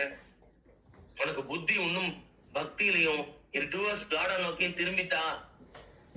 சோ அதுதான் இந்த கிளாஸோட வேல்யூ. இறைவன் நோக்கி உன் மனசு திரும்பணும், ஒரு ஸ்டெப் முன்னேறணும். ஏணிப்படிகள் மாந்திரங்கள் பெரியவாட தம்பி சொல்லியிருக்காரு, சிவன் சார் சொல்லியிருக்காருன்னா நாம என்ன படிக்கட்டுல இருந்துட்டே இருக்கோம். இன்னும் கீழ் படிக்கட்டுல வேணா போறமே தவிர இன்னும் மேல் படிக்கட்டுக்கு போக மாட்டேன்றமே, இன்னும் முன்னேற மாட்டேன்றமே. அது மாதிரி இருந்தா போருமா? இதுலயே சந்தோஷப்பட்டு இதுலயே பன்னிக்குட்டிக்கு அந்த சேர்லயே தான் அந்த சந்தோஷம். அதுக்கு உலகமே அதான். இது கூட ஒரு கதை உண்டு, அந்த கதை சொல்ல வேண்டிய அவசியம் இல்லை. ஒரு குருநாதர் கிட்ட சிஷ்யர்கள் நிறைய பேர் இருந்தா. ஒரு சிஷ்யன் இறக்க போறான், அவன் அடுத்த ஜென்மா அவனுக்கு வரப்போறது அப்படின்றதெல்லாம் குருநாதருக்கு தெரியும். அப்போ அவர் மௌனமா இருந்தார், ரொம்ப யார்ட்டையும் பேசாம இருந்தார். அப்ப எல்லா சிஷ்யர்களும் குருநாதா இன்னைக்கு என்ன இவ்வளவு மௌனமா இருக்குல்ல அப்படி இப்படின்னு சொல்ல, அப்ப சொல்லிட்டார், மாதிரி ஒரு சிஷ்யன் அந்த பர்டிகுலர் பையன் பேரை சொல்லி இறக்க போறான் அப்படின்னு நம்மளெல்லாம் குரூப்பை விட்டு அவன் போறான். நம்ம ஃபேமிலியா இப்ப இருக்கோம் இல்லையா, இந்த குடும்பத்தை விட்டு போறான் அப்படின்னு உடனே அந்த சிஷ்யன் சொன்னா, குருவே இதுக்கு நானே கலக்கம் அடையல, நீங்க என்ன பண்ணுங்க, அடுத்த ஜென்ம நான் எங்க பறக்கிறனோ என்ன நீங்க திருப்பி ஆசிரமத்துக்கு கூட்டு வந்துருங்க அப்படின்னா. இல்ல, ஒரு ஜென்மா உனக்கு மனுஷ ஜென்மா இல்ல, வேற ஒரு விலங்கு அனிமல் மாதிரி தான் பறக்க போறேன், அது ஒரு கர்மா உனக்கு பாக்கி இருக்கு அப்படின்னா. அப்படி இருந்தா கூட நான் ஆசிரமத்துல அந்த எந்த ஒரு அனிமலா இருந்தாலும் ஆசிரமத்துல வந்துடுறேன், நானு ஆசிரமத்துக்கு திருப்பி என்ன கூட்டுருங்கோ அப்படின்னா. மற்ற சிஷ்யர்கள் குருட்ட பிளீஸ் பிளீஸ் பிளீஸ் பிளீஸ் அவன் எங்க போய் பிறக்கிறானா நம்ம கூட்டுலாம் அப்படின்னா. நான் கூப்பிடுவேன், ஆனா அவன் வரணுமே என்ன. நான் இப்பயே சொல்றேன் குருவே, எத்தனை ஜென்மா இருந்தாலும் நீங்க கூப்பிட்டா உடனே ஓடி வந்துருவேன். சரிப்பா பாக்கலாம் அப்படின்னாரு. அவன் இறந்து போயிட்டான். அடுத்த ஜென்மா அவனுக்கு ஏதோ ஒரு கர்மா பாக்கி இருந்து, இவ்வளவு நல்ல குருட்ட இருந்தா கூட அது ஒரு பாக்கி இருந்தது. பன்னிக்குட்டியா பிறந்தான். ஒரு பன்னி அப்பதான் 10 குட்டி போட்டுருது, அதுல ஒரு குட்டி இவன். இப்ப சிஷ்யர்கள்லாம் அவன் இறந்து போயிட்டான், அவனுக்கு உண்டான கர்மா இதெல்லாம் பண்ணியாச்சு, உடம்பு சரீரத்தை எரிச்சாச்சு, எல்லாம் பண்ணியாச்சு. இப்ப அவன் குருவே நீங்க சொல்லுங்களேன், உங்க ஞான திருஷ்டில சொல்லுங்களேன், அவன் எங்க போய் பிறந்தான் சொல்லுங்களேன், எங்க போய் பிறந்தாங்க? வேண்டாம்பா, இல்ல அவன் சொல்லியிருக்கான் கூப்பிட்டா வந்துருவான்னு சொல்லியிருக்கான், எங்களுக்கும் ஆசையா இருக்கு அவன் எங்க போய் பிறந்தான்னு தெரிஞ்சுக்கிறதுக்கு, கூப்பிட்டா வந்துருவேன்னு சொல்லியிருக்கான், கூப்பிட்டா வந்துருவேன்னு சொல்லிருக்கான். இதே எல்லா பசங்களும் சொல்லிட்டு இருக்கேன், ஏன்னா இதுங்களுக்கும் அவன் நல்ல ஃப்ரெண்ட்ஸ். இல்லப்பா அவன் கூப்பிட்டா வரமாட்டான், இந்த ஜென்மா விட்டுரு, அவன் அதுக்கு அப்புறம் வேற மனுஷ ஜென்மாவா பிறப்பா, அப்ப வருவான் நம்ம ஆசிரமத்துக்கே வரும். இல்ல இந்த ஜென்மாலே நம்ம கூப்பிட்டுருந்தோம், அவன் எந்த அனிமலா இருந்தா என்ன, நம்ம ஆசிரமத்துல வளரப்ப நாங்கெல்லாம் கூட அவனோட விளையாடிப்போம், அவனை வளர்த்துடலாம். பூனையா பிறந்தா என்ன, நாயா பிறந்தா என்ன, கழுதையா பிறந்தா என்ன, நம்ம ஆசிரமத்துல வளரட்டும், நம்ம எல்லாம் கூட சேர்ந்து வளர்க்கலாம், நம்ம ஆசையா இருப்பான் அவனும் நம்மளோட. சரி நான் சொல்றேன், குரு கூப்பிட்டா நீங்களே போய் கூப்பிடுங்க, நான் யாருன்னு சொல்லிடுறேன், நீங்க கூப்பிடுங்க. அவனுக்கு முதல்ல இந்த உலக ஞானம் இருக்காது, நான் ஒரு குச்சி கொடுக்குறேன், மந்திர குச்சி, அதை அவன் தலையில வச்சு சொன்னா அவனுக்கு பழைய ஞாபகமும் இருக்கும். அப்போ அவன் வரானான்னு கூப்பிட்டு கேளுங்கோ அப்படின்னா. பழைய ஞாபகம் வருது இல்லாம ஏதோ ஒரு குழந்தைய போய் தட்டி எடுத்துட்டோம்னா அது அம்மாவும் நம்மள அடிக்க வரும். என்ன அவனும் வரானான்னு தெரியல. அந்த மாதிரி இவன் எங்க பிறந்திருக்கான்னா ஒரு சேத்துல பன்னிக்குட்டியா பிறந்திருக்கான். சோ ஒரு பன்னி அப்பதான் வந்து 10 குட்டி போட்டிருக்கு. அதுல ஒரு குட்டி பார்த்தா இவன் ஒரு டிஃப்ரெண்ட் கலர்ல இருந்தான். எல்லா பன்னியை விட இவன் டிஃப்ரெண்ட் கலர்ல இருந்தான். உடனே அத இந்த குரு ஐடென்டிஃபை பண்ணி எல்லாம் சொல்லிட்டார். மந்திர குச்சியும் கொடுத்துட்டார். இந்த சிஷ்யர்கள் எல்லாரும் ஆசையா போனான். நம்ம அந்த பன்னிக்குட்டியா பிறந்தா கூட நம்ம மடியில வச்சு அவனை வளர்க்கணும், நம்ம கூட்டின்னு வந்துடணும், நம்மளோட ஆசையா இருப்பான்டா, நம்ம ஆசையா வளர்க்கலாம்டா, இந்த ஜென்மா முழுக்க அவனை வளர்த்துடலாம்டா, அப்புறம் அடுத்த ஜென்மா மனுஷ ஜென்மா அதுவும் எங்கன்னு குருநாதர்கிட்ட கேட்டு நம்மளே கூட்டின்னு வந்துடலாம்டா, நம்ம ஃப்ரெண்ட்ஷிப்பை விடக்கூடாதுடா அப்படின்னு எல்லாரும் பேசிட்டு நேரா அவன்கிட்ட போறான். அந்த பன்னிக்குட்டியை பிடிக்க போறா. அது கொஞ்சம் 2 நாள்ல கொஞ்சம் ஓட ஆரம்பிச்சது லைட்டா. இப்படி அப்படியே ஓடுறது. அது அந்த தாய்கிட்ட விட்டு வர அப்படி போயிட்டு பாலை குடிச்சுட்டு. அதுல ஒருத்த சிஷ்யன் சொன்னா, டேய் அந்த குச்சி வச்சு தலையில வச்சாதாண்டா அதுக்கு பூர்வ ஜென்ம ஞாபகம் தெரியும், அதனால தானே அது கிட்டக்க வர மாட்டேங்கிறது. அந்த குச்சியை வச்சு தலையில வந்து வைக்கலாண்டா அப்படின்னு சொன்ன உடனேதான் ஞாபகம் வந்தது. அந்த குச்சியை வச்சு தலையில வச்ச உடனே ஏய் இவா ஃப்ரெண்ட்ஸ் எல்லாம் ஞாபகம் வந்துருது அந்த பன்னிக்குட்டிக்கு. டேய் நான் என்ன தெரியுதாடா, எனக்கு தெரியுதாடா, அவன் வந்து சொல்றான் என்ன ஞாபகம் இருக்கடா டேய் அப்படின்னா. எல்லாரும் ஞாபகம் இருக்கடா எனக்கு அப்படின்றது பன்னிக்குட்டியா இருந்து பேசுறது. எல்லாரும் ஞாபகம் இருக்கடா. ஆமாண்டா வாடா டே ஆசிரமத்துக்கு வந்துடுறா.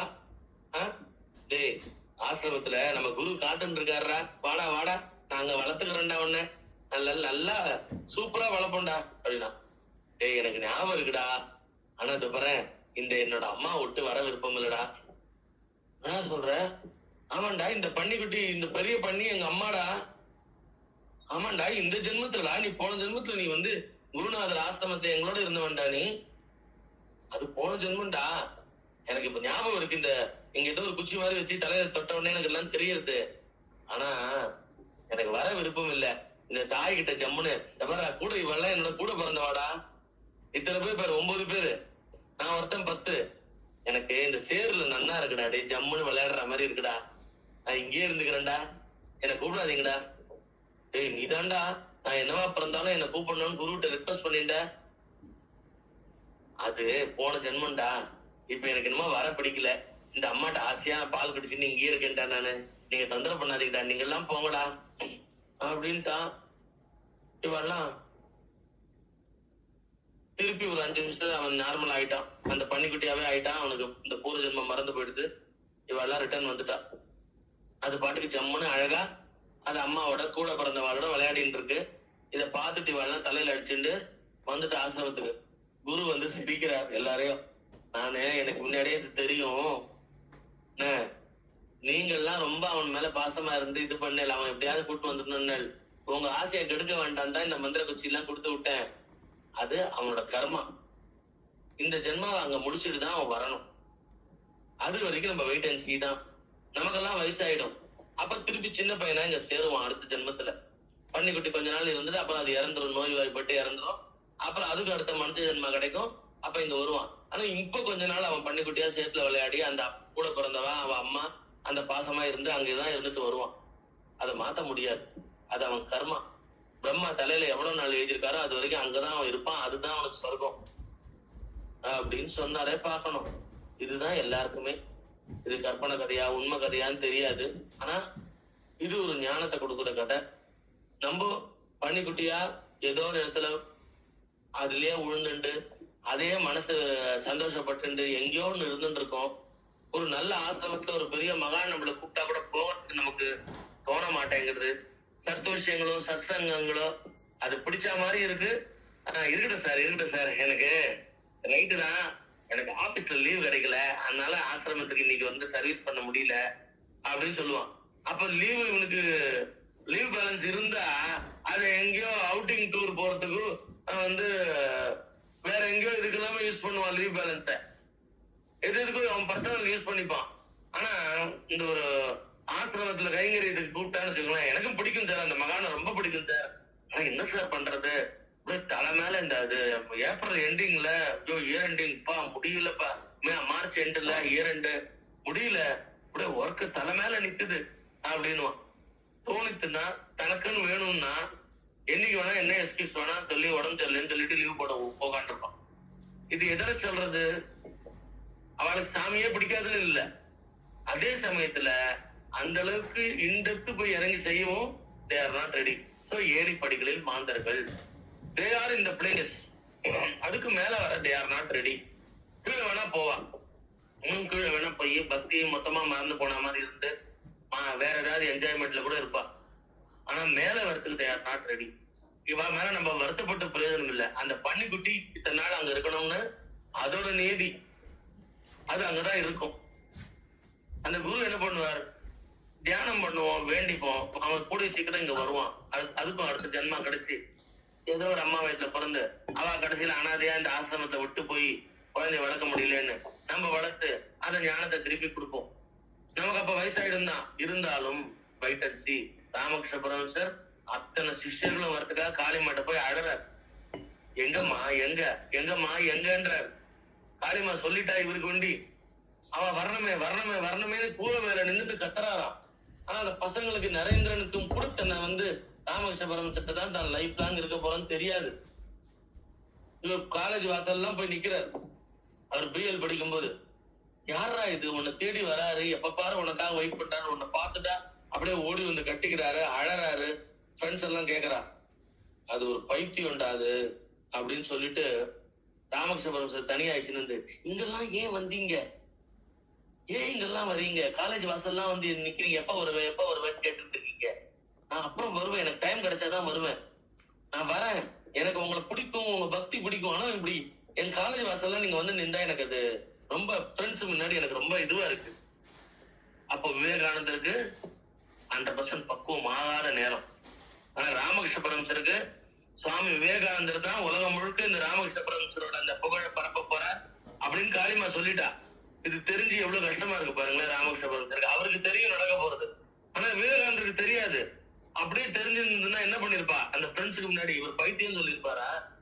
இவர் பார்த்த உடனே ஓடி வந்து, குருதேவா எனக்கு ஓடி வந்துடணும்னு தான் தோன்றது, இந்த மாயையில மாட்டின்னு இருக்கேன், சீக்கிரம் அதுக்கு ஒரு அனுகிரகம் பண்ணுங்க குருதேவா, உங்கள்கிட்டயே வந்துடுறேன் அப்படின்னு சொல்ல மாட்டாரா? இவரை போய் பைத்தியம், நீங்க எல்லாம் இங்கேயே வந்தீங்க, எப்ப பாரு இங்கேயே வந்து நிக்கிறீங்க, அப்படியே அழுத கண்ணீரோட ஏன் நிக்கிறீங்க, என் ஃப்ரெண்ட்ஸ் எல்லாம் என்ன கேக்குறாங்க, எனக்கு ஷேமா இருக்கு அப்படின்ற மாதிரி ஏன் சொல்லணும்? அது ஒரு காலம். பின்னாடி இந்த குரு தான் எனக்கு எல்லாமே அப்படின்னு உலகம் முழுக்க போய் பரப்ப போற காலமும் தனி காலம். சோ இவர் தான் எனக்கு எல்லாமே. மாதா என்னோட குரு இவர் தான். என் குரு தான் எனக்கு மாதா, என் குரு தான் எனக்கு பிதா, என் குரு தான் எனக்கு சகோதரன், என் குருநாதர் தான் எனக்கு எல்லாமேன்னு சொல்ற காலம் வேற. அன்னைக்கு சுவாமி விவேகானந்தர் எப்படி பண்ணாருன்னா, எல்லாமே எனக்கு ராமகிருஷ்ணர் தான் அப்படின்னாரு. அப்போ அந்த அப்போ ஞானம் வந்துருக்கு. அப்போ அப்படிப்பட்ட மகான்களுக்கு புரியாத போது அவ அந்த ஸ்டேஜ்ல தான் இருந்திருக்கா. புரிஞ்சிட்ட அப்புறம் பார்த்தா அந்த புரியாதது ஜெகன்மாதா ஒரு க்ஷணம் இந்த குச்சியை வச்சு இப்போ இந்த முக்தாபாய் எல்லா தலையிலும் கட்டினால இந்த பானை வேகத்தை வெந்துதா வேகலையான்னு நம்ம தலையில ஒரு துளி தொட்டுட்டா போறோம், ஜெகன்மாதா நமக்கு ஞானம் வந்துடும். நம்ம பானையும் வெந்துரும், வெந்தவாளா ஆயிடுவோம், உயர்ந்த ஞானத்துல வந்துடும். அந்த ஜெகன்மாதாட்ட, அம்மா கையில இந்த ஆயுதங்கள்லாம் வச்சிருக்கிய, அது கெட்டவாளை அடிக்கிறதுக்கு இல்ல மட்டும் இல்ல, அந்த ஆயுதத்தாலேயோ இல்ல உன்னோட தாமரை கையால கையில வச்சிருக்கிற ஒரு பூவால என் தலைய தொடுமா, தொட்டா எனக்கு உன் பாதத்திலேயே கதியா இருக்கிறதுக்கு தோணாதா? அப்படியே மைண்டு தோணிடுமேம்மா, வேற எதுவும் முக்கியம் உலகத்திலேன்னு தோணாதேம்மா, அப்படி ஒரு ஞானம் வந்துருமேம்மா, எனக்கு அந்த ஞானத்தை அனுகிரகம் பண்ணுமா. அப்படி அனுகிரகம் பண்ணா அதுதானே கடைசி பிறவி மோட்சம் இந்த ஜீவனுக்கு. இந்த சோல் எத்தனை பிறவியை தாங்க பார்த்துட்டே இருக்கும். ஆணா பிறந்தது, பெண்ணா பிறந்தது, நாய் வயிற்றுல பிறந்தது, எத்தனை அனிமலா பிறந்துட்டோம், அப்புறம் திருப்பி மனுஷனா பிறந்திருக்கோம். இது எத்தனை ஜென்மா பார்த்துட்டே இருக்கு இந்த சோல், இந்த ஆத்மா. இது திருப்பி இறைவன்கிட்ட போய் சேர வேண்டாமா? அப்ப உன் கருணையை காட்டம்மா, உன் கடைக்கண் பார்வை. அதுதான் சொல்லியிருக்காரு ஒரு மகான், 1000 கண் உடையாள்னு ஒண்ணு சொல்லுவாளேம்மா, 1000 கண்ணால ஒரு 1000 கண்ணுடையான்னா ஒரு கண்ணால ஒரு பார்வை ஒன்றே போதுமேம்மா. கருணை பார்வை என் மேல பட்டதுன்னா எனக்கும் புத்தி வந்துருமேம்மா, ஞானம் ஏற்படுமே, உன் பாதத்தையே பிடிச்சிட்டு இருப்பேம்மா, அனுகிரகம் பண்ணுமா ஜெகன்மாதா, கருணை காட்டுமா. இப்படின்னு கேட்டுட்டே இருக்கோம் அம்மாட்ட. தஞ்சமென்றே அடைந்தேன் தாயே உன் சேனாம் ரஞ்சனியே ரட்சிப்பாய் கெஞ்சுகிறேன் அம்மா கற்பகவல்லினின் உட்பதங்கள் பிடித்தே நற்கதி அருள்வாய் அம்மா. காலில் போய் விழ வேண்டாமா? அம்மா எங்க போவேம்மா நானு?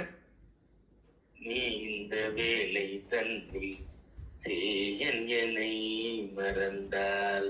நீ ஏன் மறந்துட்டேன்னா, நான் இந்த நானிலத்தில் நாடுதல் யாரிடமோ, ஏன் இந்த மௌனம் அம்மா ஏழை என கருள. ஏன் இந்த மௌனம்மா? நீயே வானான்னு ஒதுக்கிட்டா வேற யாருமா என்னை ஏத்துப்பா சொல்லு? கடைசி பட்சம் போனா போட்டோன்னு கருணை காட்டுறது அம்பாளை தவிர வேற யாரா இருக்க முடியும்? இவன்ட்ட தபஸ் இருக்கு, இவ்வளவு குவாலிட்டி இருக்கு. நம்ம ஒரு கம்பெனில எடுக்கிறா, வேலைக்கு எடுக்கிறா, என்னென்ன குவாலிட்டின்னு பாக்குறா, என்னென்ன படிச்சிருக்கான்னு பாக்குறா, என்னென்ன நாலேஜ் இருக்குன்னு பாக்குறா. எக்ஸ்பர்ட் சார், இதுல சார் இவரு C+ படிச்சிருக்காரு சார், இது படிச்சிருக்காரு சார், அது தெரியும் சார், இது தெரியும் சார், கம்ப்யூட்டர்ல இவ்வளவு நல்ல ஜாவா படிச்சிருக்காரு சார், அதை படிச்சிருக்காரு. ஏதேதோ அந்த கம்பெனி வேலைக்கு இவன் படிச்சதெல்லாம் ஒர்க் அவுட் ஆகுது. இன்டர்வியூ எடுத்து அவரை செலக்ட் பண்றான். இன்டர்வியூலயும் ஒரு 4-5 பேரை செலக்ட் பண்ணி அதுல இருந்து ஒருத்தர் ஃபில்டர் பண்ணி இவனை செலக்ட் பண்றான். இந்த போஸ்டுக்கு வந்து தயாரானவன், தகுதியானவன். அந்த படிப்பெல்லாம் இருந்தா தானே அந்த கம்பெனில அந்த போஸ்ட்ல உட்கார வைப்பா. ஒண்ணுமே படிக்காம தகுதியே இல்லாம தூக்கி கொண்டு போய் உட்கார வைக்க முடியுமா? இது ஒரு வேலைக்கு உட்கார வைக்கிறது. ஆனா இவன் அம்மாவோட கருணைய கெஞ்சி கெஞ்சி கேட்டு அவ பாதத்துல விழுந்து கண்ணீரால பாதத்தை தொடச்சின்னு இருக்கான். அந்த ஜெகன்மாதாவால மட்டும்தான் கருணையை காட்டி இந்த மக்கு பிள்ளையும் தூக்கி தன் மடியில உட்கார வச்சுக்க முடியும், அவனுக்கு ஞானத்தை கொடுக்க முடியும். மற்றவாழா இவன் எவ்வளவு நேரம் தன் வாழ்நாள செலவழிச்சிருக்கான், தபஸ்ல எவ்வளவு இறைவன் நாம அவ சொல்லியிருக்கான் அப்படின்னு ஒரு மெஷர்மெண்ட் எடுத்து இவனை பாப்பா. இவனுக்கு தகுதி இருக்கா அனுகிரகம் பண்றதுக்குன்னு பாப்பா. ஆனா எந்த தகுதியும் அவனுக்கு வேண்டாம். அவன் என் பிள்ளை, அந்த அது ஒரே ஒரு சர்டிபிகேட் போரும். படைச்ச அத்தனை உயிருமே அவளோட குழந்தைதான். படைச்ச அத்தனை உயிரினங்களும் அவள்தான் ஜெகன்மாதா. அப்போ அவனுக்கு என் பிள்ளைன்ற ஒரே தகுதி போரும். நான் அவனுக்கு அனுகிரகம் பண்ணுன்னு தான் வாலண்டரா ஓடி வந்து அனுகிரகம் பண்ணக்கூடியவர் தான் காளிமா ஜெகன்மாதா ராஜராஜேஸ்வரி. அப்படி ஒரு நம்ம எல்லாம் வேற எந்த தகுதியும் நமக்கு தேவையே இல்லை. பட் இவ்வளவு ஞானம் இருக்கா, இவ்வளவு படிச்சிருக்குமா, விட்டு சாஸ்திராமம் தெரியுமா, லலிதா சாஸ்திராமம் தெரியணுமா, சௌந்தரிய லகரி தெரியுமா, ஒன்னும் தெரிய வேண்டாம்.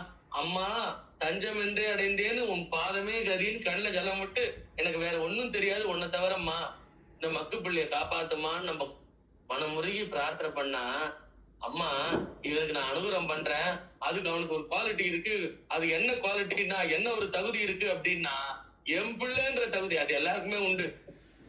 அத சொல்லி அவ என்ன பண்ணுவா, வீட்டோ பவர் அவளுக்கு உண்டு, அத சொல்லி நம்மள டபால் ப்ரொடக்ட் பண்ணிடுவா. வேற யாரும் கேள்வி கேட்க முடியாது அவளை. அவளுக்கு வீட்டோ பவர் இருக்கு. அவ அனுகிரகம் பண்ணணும்னு நினைச்சிட்டான்னா வேற யாரும் கொஸ்டின் பண்ண முடியாது. சார் நீங்க அவளுக்கு எப்படி சார் கொடுப்பீங்க, என்ன தகுதி அவருக்கு இருக்கு இந்த வேலை கொடுக்கறதுன்னு கூட இருக்கிறவாள்லாம் கேட்கலாம், டைரக்டர்ஸ் எல்லாம் கேட்கலாம்.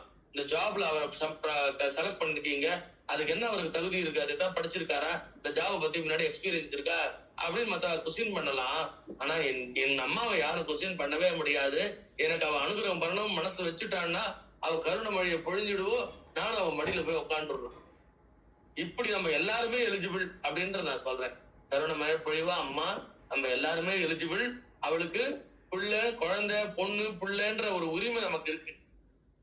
அப்படி ஜெகன்மாதாட்ட போய் காலை பிடிச்சி அழுதா போறோம், அவ மடியில தூக்கி உட்கார வச்சுருவா, அனுகிரகம் பண்ணுவா. இதுதான் பக்தி. இதுதான் இந்த கிளாஸ்ல நமக்கு தெரிஞ்சுக்கிறோம். நம்மள மெஷர்மெண்ட் வச்சு அளந்தா நமக்கு என்ன தகுதி இருக்கு, ஒரு தகுதியும் இல்லை. அழுகின பூவா இருக்கும். நம்மளே 10 பூல ஒரு பூ அழுகி இருக்கு, ரோஜா பூன்னா எடுத்து அம்பாள் பாதத்துல போடுவோமோ? 9 பூவை போடலாம், ஒரு பூ டஸ்ட்பின்ல போடலாம்னு போட்டுருவோம். ஆனா டஸ்ட்பின்ல போடக்கூடிய தகுதி தான்மா எனக்கு இருக்கு. ஆனா உன் கருணை இருக்கு பாரு, பட்ட மரமும் துளிர்க்கும்மா, பட்டு போன செடியும் துளிர்க்கும். டஸ்ட்பின்ல போற தகுதி இருக்கிற என்ன கூட உன் கருணையால பொலிவோடு இருக்கிற ரோஜா பூவா மாத்தி உன் பாதத்துல சேர்த்துப்பேம்மா, அனுகிரகம் பண்ணுமா ஜெகன்மாதான்னு வேண்டணும். நம்ம தகுதி என்னன்னு தெரிஞ்சு போச்சு. இதான் குவாலிட்டி, நம்மளோட குவாலிட்டி ரொம்ப ஒஸ்ட் குவாலிட்டி. ஆனா அவளோட தகுதி அப்படி இல்லையே. ஒஸ்டையும் பெஸ்ட் ஆக்கக்கூடிய தகுதி உடையவாவோ. அவ கருணை பார்வை அவ்வளவு ஒரு வசதியானது. வேஸ்டையும் பெஸ்ட் ஆக்கக்கூடியவோ. நம்ம வேஸ்ட்னு தூக்கி போடாம நம்மளையும் வசத்தின்னு அவ பாதத்துல சேர்த்து போனா அதுதான் ஜெகன்மாதா. சோ அம்மாட்ட வேண்டிண்டா அனுகிரகம் எப்படி வரும், நமக்கு எப்படி எல்லா தகுதியும் வந்ததா அவளே பிளஸ் பண்ணிடுவோம் அப்படின்றத ராமகிருஷ்ண பரமஹம்சர் சொல்லித்தர. அம்மா கிட்ட போய் நின்றுட்டோம்னா நம்மள அவ்வளவு ஒரு பிளஸ் பண்ணி நம்மளை ஏத்துக்கிறா ஜெகன்மாதா. ஒண்ணும் இல்லாத நம்மள கூட அவ உயர்ந்ததான என் குழந்தை அப்படின்னு அவ சொல்லிட்டான்னா அத மறுத்து பேசுறதுக்கு எந்த தெய்வமும் கிடையாது. என் குழந்தைன்னு அம்மா இறங்கி வந்து இப்படி வந்து நான் அவனுக்கு அனுகிரகம் பண்ண போறேன், யாரா அது தடுக்கிறதுக்கு அப்படின்னுட்டான்னா எல்லா தேவர்களும் வாய பொத்தின்றுவா. கருணை உள்ள அம்மா வர ஆரம்பி. அவ எப்ப வருவா அப்படின்னா நம்ம கண்ணீர் தானே. ஒரு குழந்தை தூளியில அழறுதுன்னா சமையல் வேலை பண்ணிட்டு இருக்கிற அம்மா சமையல் வேலையே பண்ணிட்டு இருப்பாளா? யாராவது ஏமா உன் குழந்தை அழகு காலையில வேலை அது கிடக்குது அப்படின்னு சமையல் வேலையை பண்ணிட்டு இருப்பாளா? அப்படிப்பட்ட அம்மாவான்னு தெரியாது எனக்கு. ஆனா ஜெகன்மாதா அப்படி இருக்க மாட்டேன். அந்த குழந்தை தூளியில அழறுது அப்படின்னா போட்டபடியா விட்டுட்டு ஓடி வந்து கொண்டு என் ராஜா என் கண்ணு அப்படின்னு முத்தம் கொடுப்பாள தூக்கி வச்சுட்டு அழாதுரா பட்டு அப்படின்னு. அவதானே காளிமா.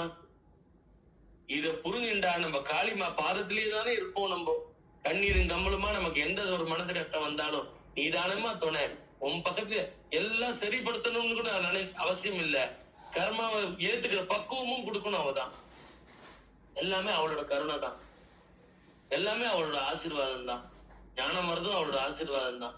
அப்படி அம்மாட்ட நம்மள தஞ்சம் என்றே அடைந்தேன்னு சரணாகதி அடைஞ்சிருங்கோ.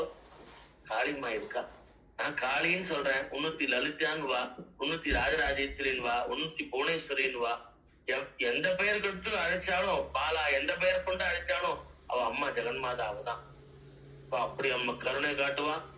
அம்மா வாராகியா இருந்து எல்லா ரூபத்திலையும் வந்து அனுகிரகம் பண்றா நமக்கு.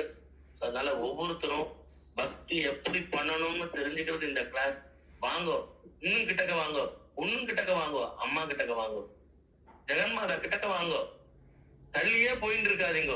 இந்த உழன்று தீரிந்த என்னை உத்தமனாக்கி வைத்தாய், உயரிட பெரியோருடன் ஒன்றிட கூட்டி வைத்தாய், நிழலன தொடர்ந்தமன் கொடுமையை நீக்க செய்தாய், நித்ய கல்யாணி பவானி பத்மேஸ்வர்.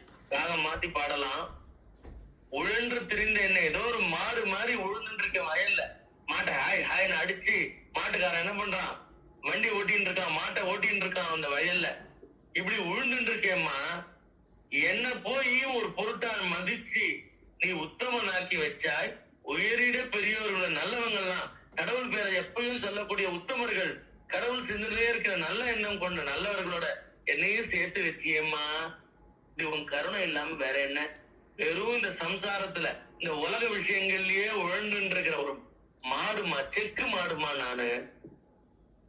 என்ன கூட ஒரு கருணை காட்டி, என்ன கூட கருணை காட்டி உயரிட பெரியோர்களோட ஒண்ணு சேர்த்திருக்க, நல்லவங்களோட ஒண்ணு சேர்த்திருக்க, கடவுளை பத்தி பேசுறவங்களோட ஒண்ணு சேர்த்திருக்க, கடவுள் பக்தர்களை பத்தி கேட்கிற மாதிரி என்ன பண்ணிருக்க, கடவுள் பக்தர்கள் சிந்தனை எனக்கு வரா மாதிரி பண்ணிருக்க.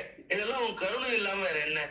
அம்மா போட்ட பிச்சை இல்லாம வேற என்ன? இதெல்லாம் ஜெகன்மாதாவோட கருணை பார்வையினாலதான் நமக்கெல்லாம் ஒரு துளி சத் விஷயங்களை பத்தி பேசுறதுக்கும் நல்லவங்களை பத்தி நினைக்கிறதுக்கும் ஒரு கிருபை பண்ணிருக்கா அம்பாள். நிழல் என என்னோட நிழலா தொடர்ந்துட்டு இருக்கு என் கர்மா. எத்தனை ஜென்மால நான் என்னென்ன பாவம் பண்ணேனோ. இப்ப மட்டும் நான் பியூராவா இருக்கேன், மைண்ட் பியூரிட்டியாவா இருக்கு. அப்ப முன்ஜென்மா, அதுக்கு முன்ஜென்மா எப்படி எல்லாம் சொதப்பினோ தெரியாதுமா.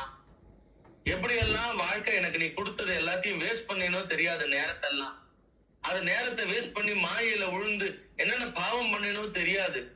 அப்ப என் கர்மா எனக்கு அப்படியே என் நிழல் எப்படி என் கூடயே வருதோ அப்படி என்ன தொடர்ந்துட்டே இருக்குமா. யாருமா காப்பாத்துவா? அவன் பாவின்னு அவ விட்டுட்டு போயிடுவாம்மா. லெப்ரசி வச்சுன்னு இருக்கிற ஒரு பிச்சைக்காரனை பார்த்து ஐயோ பாவன்னு 5 ரூபாய் போடுவோம், இல்ல 10 ரூபாய் போடுவோம்.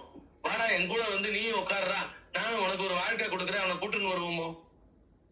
ஐயோ, பக்கத்துல உட்காந்து எங்கேயாவது ஷேர் ஆட்டோல போகும்போது தெரியாம அந்த லெப்ரசி இருக்கிறவன் ஒருத்தன் வந்து பக்கத்துல உட்காந்தா நம்மளும் கூட உட்காந்து ஈடுபாடோட பக்கத்துல யாரோ ஒருத்தர் கோட் ஷூட்டோட வரா அவட்ட, சார் நீங்க எங்க இருக்க போறீங்க சார்? ஓ, நீங்க அங்க கம்பெனில ஒர்க் பண்றீங்களா சார்? Fine fine sir. எங்க ரிலேஷன் ஒருத்தர் கூட அந்த கம்பெனில யாரோ ஷேர் ஆட்டோல உட்காந்துருக்கா, பார்த்தா டிப்டாப்பா இருக்கு, டீசென்ட் போலவா இருக்கு, இந்த மாதிரி பேசிட்டு வரோம். லெப்பர்சி வந்து ஒரு பிச்சைக்காரனா இருக்கான், அவனும் ஷேர் ஆட்டோல நம்மளோட கூட உட்காடுறான்னா இந்த மாதிரிலாம் அவனோட நல்லா டீட்டெயிலா பேசிட்டு வருவோமா? எப்படா நம்ம தள்ளி வேற எங்க பக்கம் போகலாம், எழுத்து சைட்ல ஏதாவது காலி இருந்தா டக்குன்னு அங்க போய் சேர்ல உட்காந்துடலாம், இல்ல எவ்வளவு சீக்கிரம் இறங்கிடலாம், இப்படிதானே தோணும். இவனோட சேர்ந்து ஒரு உறவு வச்சுக்கிறதுக்கோ அவன்கிட்ட கதை வளர்க்கறதுக்கோ நமக்கு நேரம் இருக்குமா, மனசு இருக்குமா? ஆனா அப்படி இருக்கிறன்னா பல ஜென்மா பாவத்தை சேர்த்து வச்சு மூட்டை கட்டி வச்சுன்னு இருக்கிறான்னா லெப்ரசி இருக்கிற ஒரு பிச்சைக்காரன் வெளியில தான் தெரியல, பார்த்தா அழகா இருக்க, சரீரம் நல்லா கொடுத்திருக்க அம்மா, உள்ளுக்குள்ள இருக்கிறது இருதயத்துல இருக்கிற மாசு படிஞ்ச எண்ணம் லெப்ரசி இருக்கிற பிச்சைக்காரன் மாதிரிதான். அப்படி இருக்கிறவனையும் கூட அந்த ஜெகன் மாதா விட்டு கொடுக்காம இவனுக்கும் ஒரு கிருபை பண்ணி இவனையும் ஒரு நல்வழிப்படுத்தி இவனையும் தன் மடியில உட்கார வச்சுக்கிறான்னா அவதானே ஜெகன் மாதா, அவதானே கருணை. அதனாலதான் சொல்றேன், தெய்வம் ஒன்றென்றீரு, தெய்வம் ஒன்றென்றீரு. தெய்வம் ஒண்ணுதான், அதுதான் நாராயணன், அதுதான் நமசிவாயம், அதுதான் அம்பாள், முருகன், பிள்ளையார் எல்லாம் அதுதான், கிருஷ்ணா ராமா கோவிந்த எல்லாம் அதுதான். அந்த தெய்வம் அம்மாவா பார்க்கும் பொழுது பிரவாகமா கங்கை வானத்துல இருந்து இந்த பகீரதம் பின்னாடியே வந்தாலே அந்த அந்த சகரபுத்திரர்களோட அந்த எல்லாரையும் ஆஷஸ் ஆன எல்லாருக்கும் நல்ல கதை கிடைக்கிறதுக்கு அப்படி பிரவாகமா வேகமா ஓடி வரானா அம்பாளோட கருணை மட்டும். அம்மாவா பார்க்கும்போது தெய்வத்தோட கருணை ஒரு 1000 மடங்கு 1,00,000 மடங்கு அதிகமானது, அவ்வளவு கருணை. அதனால்தான் அம்மா அப்படின்னு சொல்லிட்டா போறோம், ஜெகன்மாதா ஓடி வந்துருவா, உன்னை காப்பாத்துவா, உனக்கு இருக்கிற அத்தனை குறைகளும் சரிப்படுத்துவா. இல்ல அவ சிலது இருக்கட்டும் அப்படின்னு வச்சா அதுக்கும் உனக்கு ஒரு ஞானம் வரத்துக்காக இருக்கும். எல்லாம் ஜெகன்மாதா கிட்ட விட்டுடு. சரணாகதி அடைஞ்சவாளுக்கு தனியா ஒரு கோரிக்கைன்னு இருக்காது, இருக்க கூடாது. சரணாகதி அடைஞ்சிட்டேன், என்னை எப்படி வழி நடத்தணுமோ, எனக்கு எது நல்லது கெட்டதோ அவ பார்த்து பண்ணுவா அப்படின்னு அம்பாள்கிட்ட சரணாகதி அடைஞ்சு நீயே கதிமா அப்படின்னு இருந்துட்டா அவ பாத்துக்கிறா. சோ அந்த மாதிரி சரணாகத வத்சலன், கருணாசாகரன், தீரபந்து, ஆபத் பாண்டவன், அநாத ரட்சகன் அப்படின்னு பெருமாளுக்கு சொல்லுவா. பெருமாள் வேற இல்ல, காளிமா வேற இல்ல. அர்த்தநாரீஸ்வரரா இருக்கும்போது அம்பாள் வேற இல்ல, சிவன் வேற இல்ல. அப்படி பார்க்கும் பொழுது எல்லா ரூபத்திலையும் இருக்கிறதே அம்பாள் தான் அப்படின்றத புரிஞ்சுட்டு அம்பாள் இடத்துல பாதத்தை கெட்டியா பிடிங்கோ. இந்த கிளாஸ் மிஸ் பண்ண கூடாத கிளாஸ். இந்த கிளாஸ் உங்களுக்கு இதுல ஒரு ஜூஸ் உள்ள வருதா, பக்தி வருதா அப்படின்றது நீங்களே செல்ஃப் டெஸ்ட் எடுத்து பண்ணி பாத்துக்கோங்க. இந்த பேச்செல்லாம் உங்களுக்கு ஒரு உள்ளுக்குள்ள ஒரு ஞானத்தை கொடுக்கறதான பாருங்க. அப்ப அது உயர்ந்ததா கொடுத்ததுன்னா இது மிஸ் பண்ணக்கூடாத ஒரு கிளாஸ். நீங்க எல்லாம் கெட்டியா பிடிச்சிக்க வேண்டிய பாதம் அம்பாள் பாதம். சோ அம்பாள் அதுக்காக உங்களுக்கு ஒரு பிளாட்ஃபார்ம் கொடுத்துருக்கா அப்படின்றத புரிஞ்சுக்கோங்க. இந்த பிளாட்ஃபார்ம்ன்றது என்ன, இந்த ஒரு கிளாஸ்.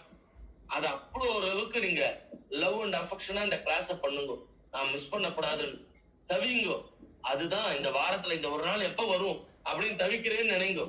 அது கண்டிப்பா உங்களோட உள் உணர்வு என்ன இருக்குன்றது அம்பாளுக்கு தெரியும். கண்டிப்பா அந்த நல்ல எண்ணம் உடையவாள ஒத்தரையும் கைவிட மாட்டா அம்பாள். தான் கூட இருப்பா, தான் கூட இருந்து வழி நடத்தின்னு போவா. அதனால அம்மாவோட பாதத்தை பிடிங்கோ, உயர்ந்தான பக்தி பண்ணுங்க. என்னமோ என்னென்ன சொல்லணும், என்னென்ன கதையை பாதியில விட்டேன்லாம் கூட எனக்கு